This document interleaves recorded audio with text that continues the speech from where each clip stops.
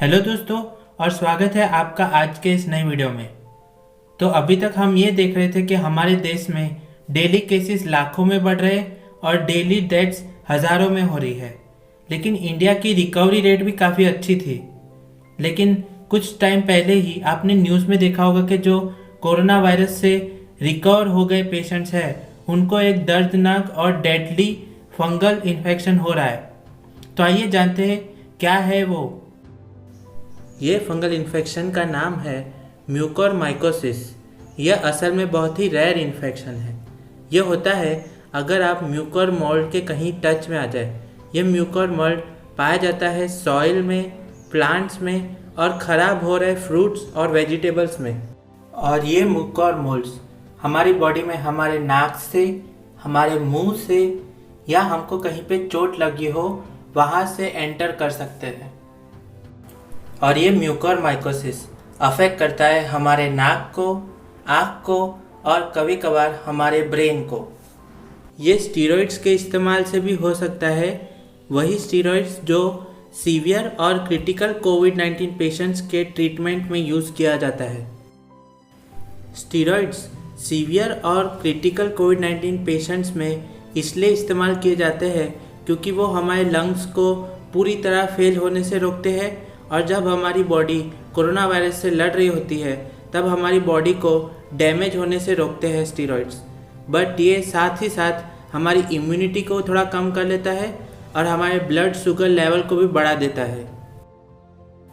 ये mucormycosis infection के आप सिम्टम्स देखें तो उसमें स्टफ़ी या ब्लीडी नोज, जिसको हम साइनोसाइटिस भी बोलते हैं, फिर आँख सूज जाना या आँख में पेन होना, फिर हमारी आईलिड्स ड्रॉप होने लगे, फिर धुंधला दिखे या कुछ टाइम बाद दिखना ही बंद हो जाए, फिर हमारे दांत ढीले हो जाए या जॉ ढीला हो जाए, फिर नेक्रोसिस हो या स्किन लेशंस।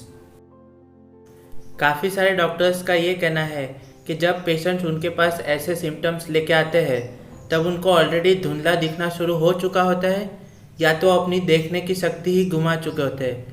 फिर डॉक्टरों को उनकी आंखें निकालनी पड़ती है सर्जिकली, ताकि इन्फेक्शन कहीं और ना स्प्रेड हो जाए और उनके ब्रेन्स में ना चला जाए।